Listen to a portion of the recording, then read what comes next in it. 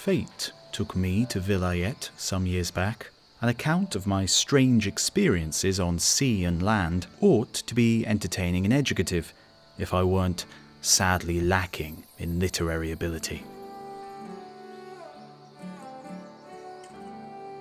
In this year of the Hijra, 1199, as the unrest and anarchy all around me makes me anxious, distressed, and so often upset as to deprive me of reason, it is only at the insistence of friends that I take up pen and paper to inscribe my impressions of the visit. All I can leave as a mark on the pages of time by which I may be remembered is this account of a few curious incidents. It was January 1766. My preparations complete, I put my trust in Allah's mercy and got ready to board Monsieur Corville's ship at Hijli Harbour. As the ship weighed anchor and spread sail, only Allah could have known the intensity of my grief at leaving my native land and kinsmen. The earth is like a floating egg amidst the sea's immensity. I have heard that in an attempt to plumb the sea's depth, a Ferengi king had a rope dropped into it at the distance of a day's journey from the shore. Millions of yards disappeared, and yet the rope didn't touch bottom. Indians who have no first-hand knowledge of the sea believe that Alexander the Great plumbed and surveyed all the world's seas. It is an utterly erroneous belief. In no circumstances can it be true. The sea is bottomless.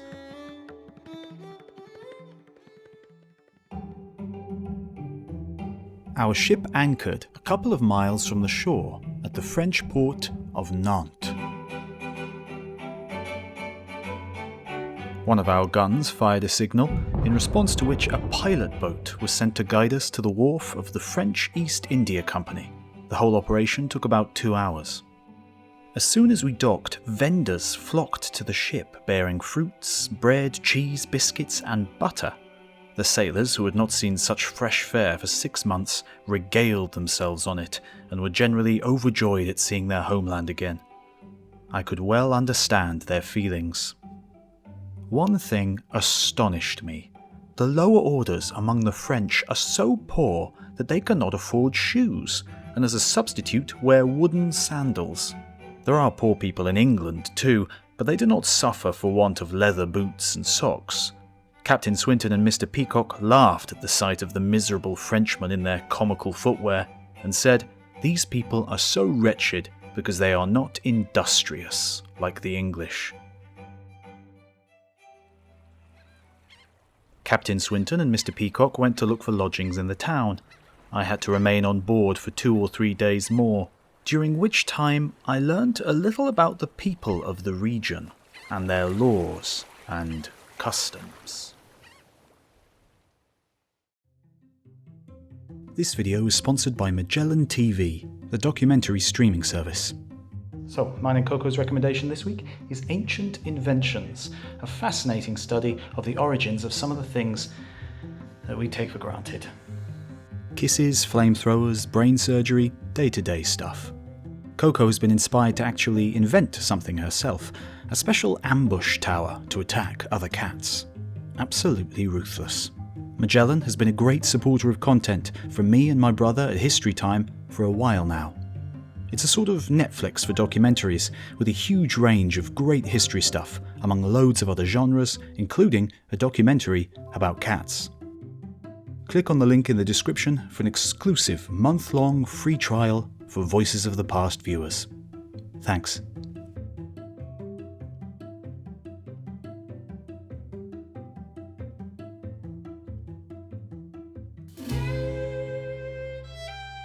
The houses in the country are built of stone slabs, with roofs of terracotta tiles. As the bamboo doesn't grow here, the scaffolding of the roofs is built of wood.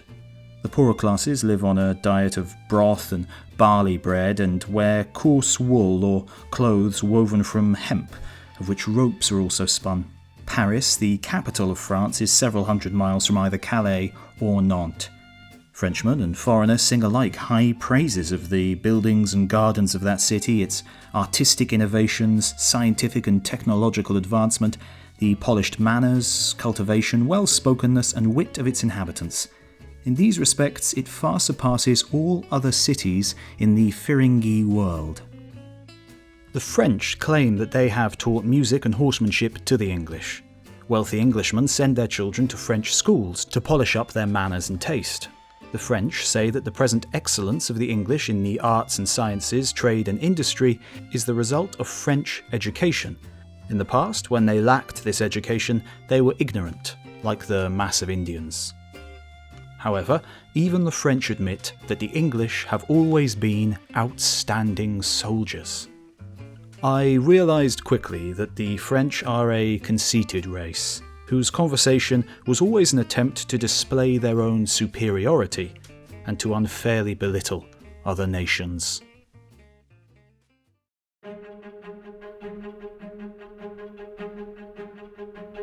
What can I say in praise of London? There is no city on earth as large or beautiful, and it is beyond my powers to describe it fittingly. Like Calcutta, it straddles a river that falls into the sea. The distance from London to the sea is roughly the distance between Calcutta and Hooghly, about 3 days' journey. Seagoing ships sail upriver and anchor at the City Ghat in front of the East India Company headquarters, about 4 miles from the Royal Palace. The city is a London's commercial district, where merchants and tradesmen have their businesses. Not far from the city is the ancient fort, known as the Tower. It is built of black stone and is very strong. In London there are countless buildings of brick, but few of stone. However, I observed that churches, both old and new, are mostly built of stone. Among them, the most imposing is St Pauls Cathedral. Its splendid design and excellent construction defy description, and must be seen to be appreciated. Up to half its height is cruciform in design, while the upper half is a giant cupola of stained glass, such as is used to roof hammams. At the base of the cupola is a circular gallery which is reached by an outside staircase. On our climbing up to it, Captain Swinton walked round to the eastern side. Then he asked me in a whisper, "Munshi, what are you doing?" Though we were 40 cubits apart, I heard him clearly. I replied in the same tone, "I am looking at the sights." He too heard me distinctly. This is possible because the air confined within the dome acts as an excellent medium for the transmission of sound.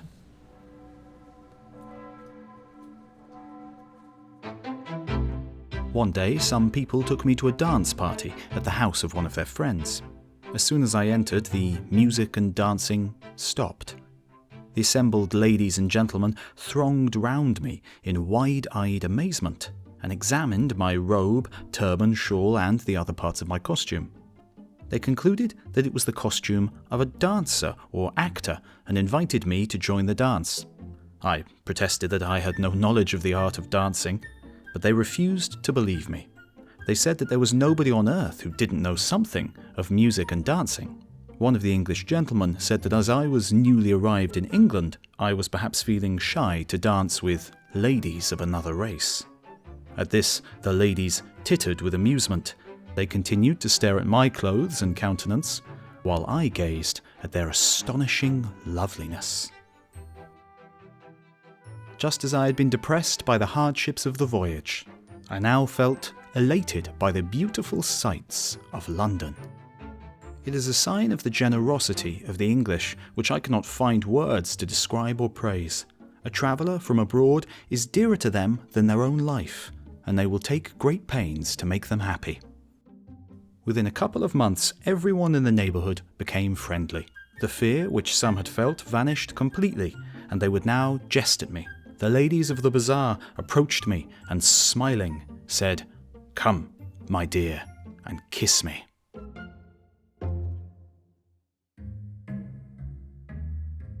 The cold winter in Europe doesn't allow one to grow Indian fruits and flowers in the open. A special kind of house is constructed for the purpose, 3 sides of which are brick, while the 4th, which faces south, is made of glass plates that keep out the cold air but let in the sun's rays. In the cold season, stoves are lit in the house for heat, and fruit and flower seeds are sown in troughs filled with mould. The heat of the stoves and the warmth of the sunlight combine to aid the growth of Indian plants. European gardeners grow eastern fruits in this manner and make a very good profit, charging as much as 5 rupees for a pomegranate and 3 for a musk melon. Brick buildings in Bengal have rooms with high ceilings and large doors and windows, so that there is a soothing current of air in hot weather. It is exactly the opposite in Europe. There is extreme cold, frost and snow. The ceilings are low and the doors and windows small. The roofs are not flat like the roofs of brick buildings in India. Wooden beams and planks are used to build the frame of the roof in the shape of a camel's hump. That is to say, like the slanting thatched roofs of huts in Bengal. In Vilayet, the arrangements for performances of music and dance are very different from that in India. In our country, the idle rich hire professional singers and dancers for private performances in their homes, where they invite their cronies. This practice is quite alien to Vilayet, where a group of impresarios jointly form a company and build a huge performing hall or theatre in which they put on public shows. They hire highly paid singers and dancers of both sexes and musicians who have been trained to perfection by rare maestros to put on their song and dance tamasha, decked in expensive costumes and jewellery before an audience that includes both rich and poor Londoners, and even the emirs of the land, the princes of the realm, sometimes the king himself. The entry fee varies with the quality of the seat. In Vilayet, when a spectator pays the entry fee, he is given a slip of paper on which the class of his seat is mentioned. Charming music from violins and guitars, many strange, dramatic pieces, curtains of many colours, antics of Habshi performers, dancers lovely as Horace, all these make a highly entertaining spectacle. Talking is not allowed in the theatre. Though the audience is large, there is no noise or clamour. When they are pleased by a performance, instead of shouting shabash or wah wah as we do in India, they stamp on the floor or clap their hands. I learnt that there is a coastal region in France whose inhabitants differ slightly from other Frenchmen in customs and manners. An ambitious and powerful king of this region attacked England with a huge army, conquered the tiny English kingdoms and united them with Ireland in one large empire. This king, through his justice and even-handedness, won the hearts of English commoners and noblemen alike. He began to mingle with his English subjects and adopted their customs and manner. The English counted themselves lucky to have such a just and powerful king.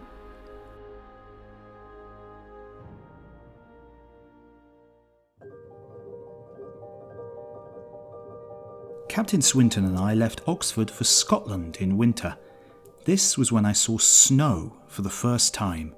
It is like abir, the powder Hindus sprinkle on each other at the Holi festival, only instead of being coloured, it is a brilliant white. It falls from the sky like dust blown by the wind and covers the ground, hills, houses, trees, bushes, rivers and lakes like molten wax.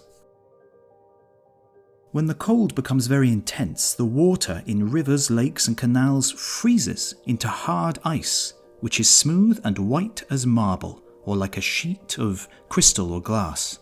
The water may freeze to a depth of 5 or 10 cubits, in which case pedestrians, horsemen, carriages, loaded wagons and even elephants can easily cross it. Sometimes snowfall is so heavy that streets and alleys are covered knee-deep overnight. Thus, in the morning, householders have to set their servants to work with spades and shovels to clear a path in front of their doors.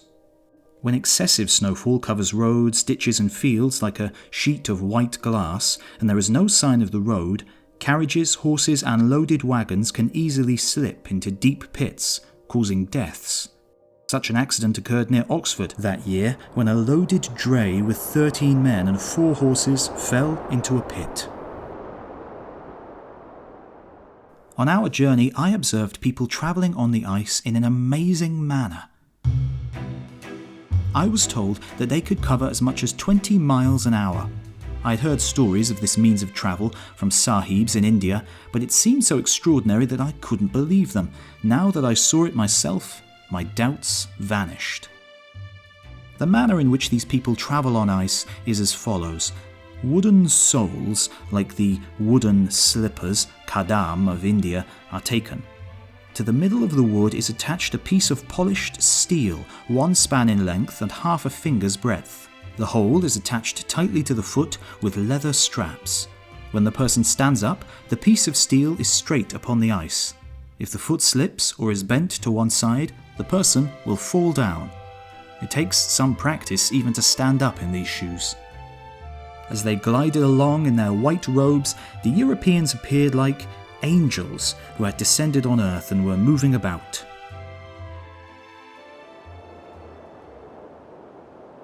After a short time, we arrived in Scotland, which is directly to the north of England. The country is divided into lowlands and highlands, the latter being the high north. Mountains and forests abound in Scotland. Consequently, the population is relatively sparse and towns and cities fewer than in England. The Scots are an abstemious, hard-working and brave people who consider themselves superior to the English, who, they say, are gluttonous and cowardly. The English, on the other hand, account themselves superior in wealth and education and despise the Scotch as being poor and stupid.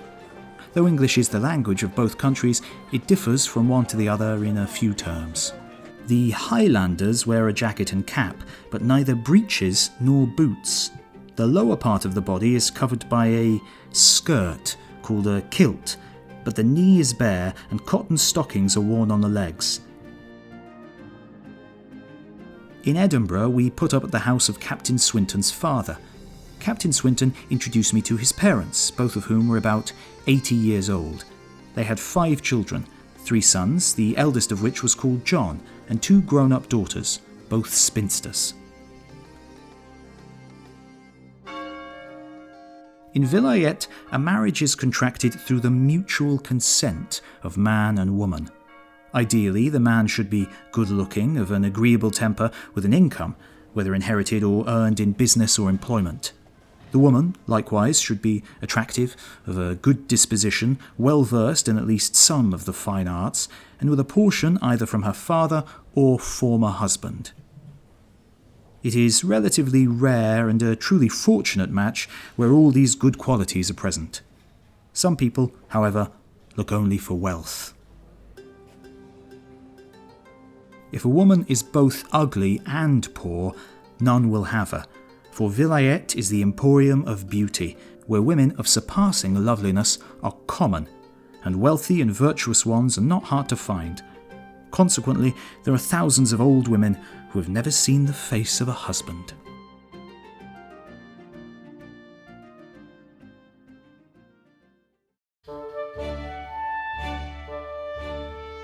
The noteworthy powers in Europe are the Holy Roman Empire, Italy, Germany, Prussia, Russia, Denmark, Portugal, Holland, Spain, France, England, Turkey, and 3 other countries whose names I do not recall at the moment.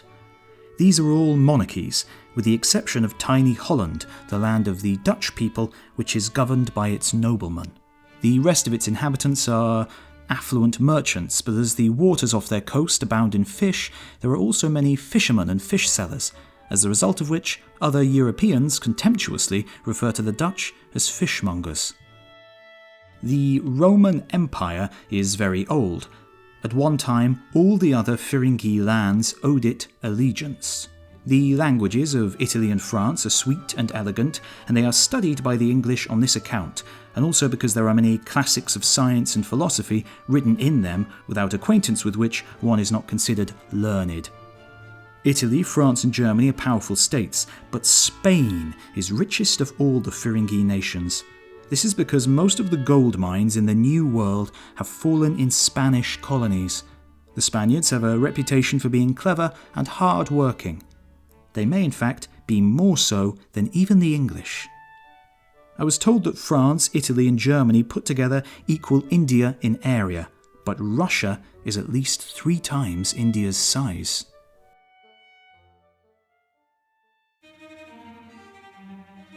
Historians tell us that just as the English are now more famous than all other nations, the Portuguese were once prominent among the Christian kingdoms for their wealth and military might.